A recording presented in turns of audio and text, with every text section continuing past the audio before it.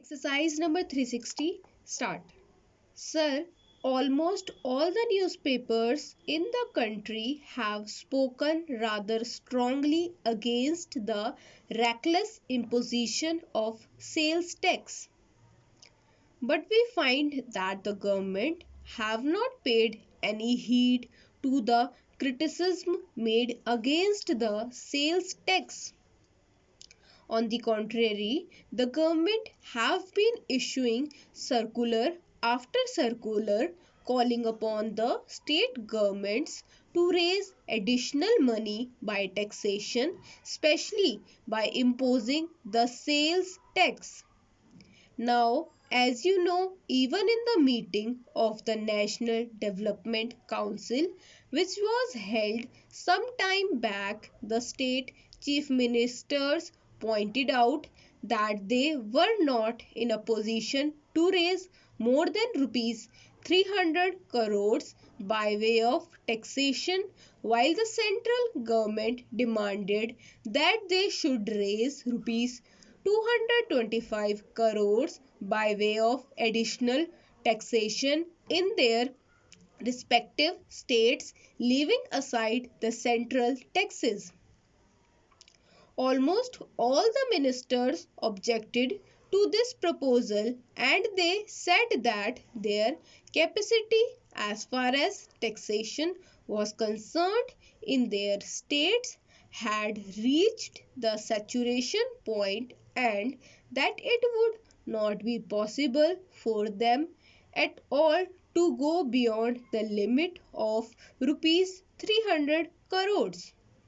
We thought that these opinions of the state chief ministers would be taken into account by the government, but they have not done so.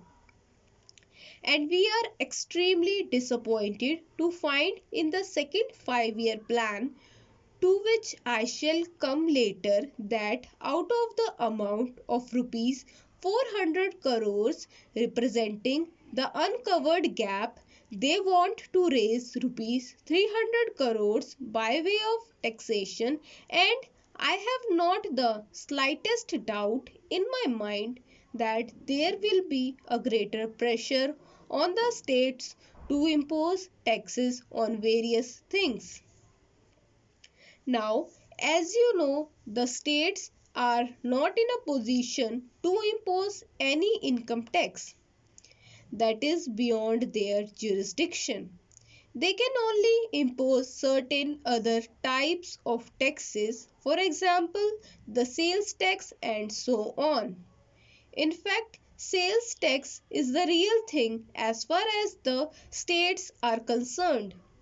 Therefore, if the central government makes more and more demands on the states to find additional finances by way of taxation, it inevitably means in the circumstances that the states will be going in more and more for imposing the sales tax.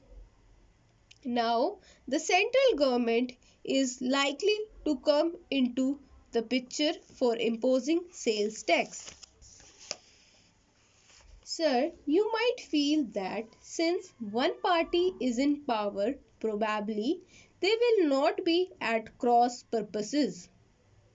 But that is not going to be so because the state governments are confronted with their own problems. They are nearer as far as the people are concerned. We live in this secluded chamber, away from the people, away from the masses, and well guarded and well protected by all the powers of the government.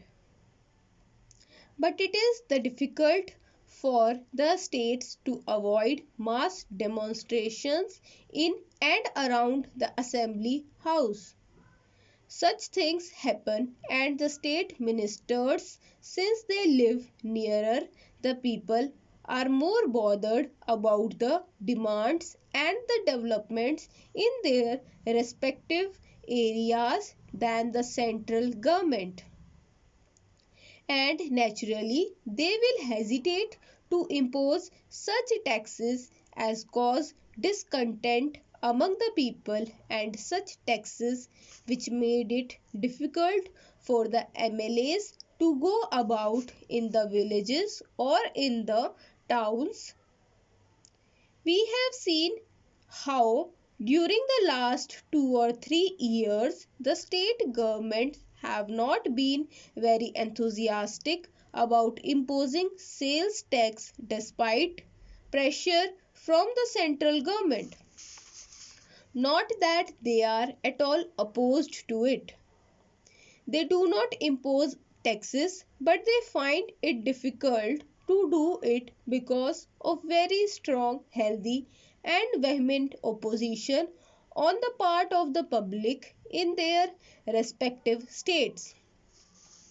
I understand that when government takes this power, they will take advantage of it in order to initiate sales tax on such commodities as enter interstate trading, and thus obviate the difficulty which might very legitimately stand in the way of the state governments. I would like to know something about it. I hope the Honorable Minister has got my point. We would like to know from him whether they will impose any sales tax after they have got these powers, even when the governments and the people of the states oppose the imposition of such taxes. This is something we would like to know from the government. The central government has the prima responsibility for executing the plan. From this report of the Planning Commission, we know that apart from the expenditure which will be met by the states, the responsibility rests chiefly with the central government.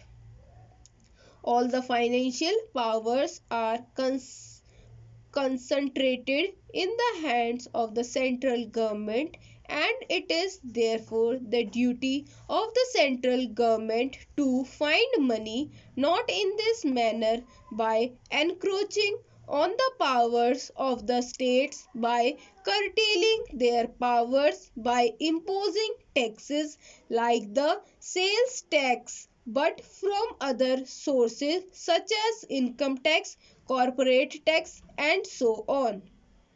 They can impose these taxes.